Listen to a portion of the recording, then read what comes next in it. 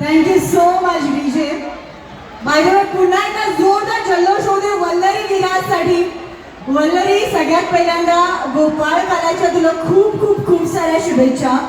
दापोडीमध्ये येऊन या सर्व गोपाळ भक्तांना भेटून तुला कसं वाटतंय?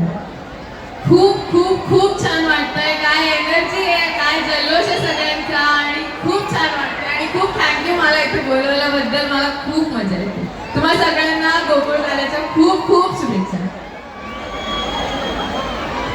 आपण वल्लरीला एक छान अशी रिक्वेस्ट करूया का? वल्लरी, एक छोटीशी रिक्वेस्ट आहे. आमच्या सर्वांसाठी एक छान असा डायलॉग होऊन जाऊ दे का इथे? डायलॉग म्हणजे काय? Y fear when Leela is here. क्या बात आहे. वल्लरी, मला सांग, कन्हैया जो आहे, कृष्ण जो आहे, तो तुझ्या हृदयाच्या किती जवळ आहे बरं?